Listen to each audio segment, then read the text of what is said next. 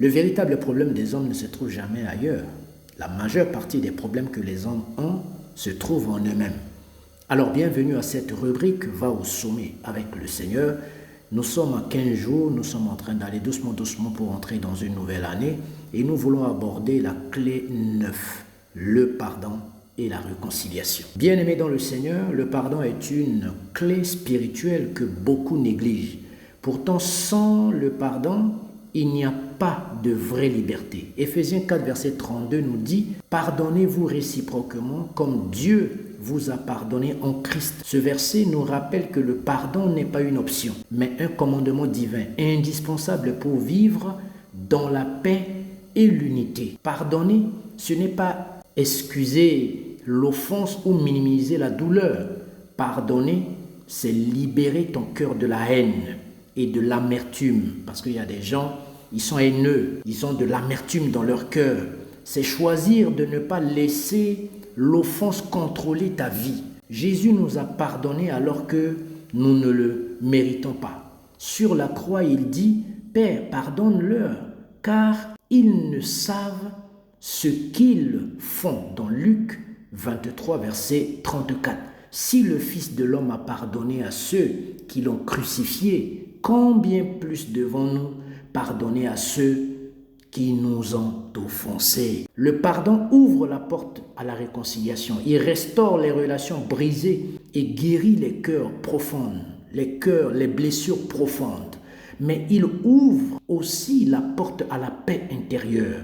Tant que tu refuses de pardonner, tu restes prisonnier de ton passé. Il y a beaucoup de personnes, ils se sont enfermés, ils pensent que c'est les gens qui les ont enfermés. Or, c'est eux-mêmes qui se sont enfermés. Mais quand tu pardonnes, tu brises les chaînes de l'amertume et tu laisses la paix de Dieu régner dans ton cœur. Regarde l'exemple de Joseph, trahi par ses frères, vendu comme esclave, emprisonné injustement. Pourtant, lorsqu'il les a retrouvés, il a choisi de pardonner et de les réconcilier. Son pardon a transformé son histoire de haine à une histoire de salut pour tout un peuple. Le pardon n'est pas une faiblesse, c'est une force. Il demande du courage, mais il libère ton âme. Et la réconciliation est le fruit qui suit le pardon. Elle rétablit l'amour, la confiance et l'unité. Choisis, bien-aimé, choisis de pardonner. Libère ton cœur et laisse la paix de Dieu régner en toi. Ne laisse pas l'amertume voler ta joie. Le pardon attire la bénédiction et ouvre la porte à une vie nouvelle.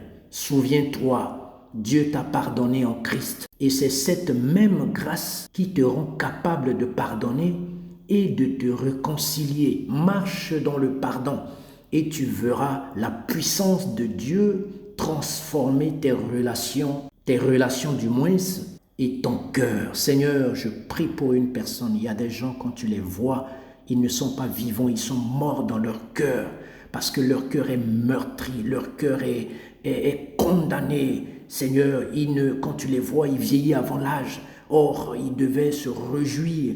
Pardonner est un problème pour eux. Ils pensent que c'est une faiblesse. Or, ce n'est pas une faiblesse. Toi-même qui es Dieu, tu as eu à pardonner. Mais il y a des gens, ils sont difficiles à pardonner. Seigneur, je prie pour le cœur de ces personnes. Je prie pour leur vie. Je demande une grâce particulière sur leur vie. Libère ces personnes pour qu'ils puissent bénéficier de ta faveur. Merci de nous exaucer au nom de Jésus. Amen. Seul Jésus nous suffit. Shalom.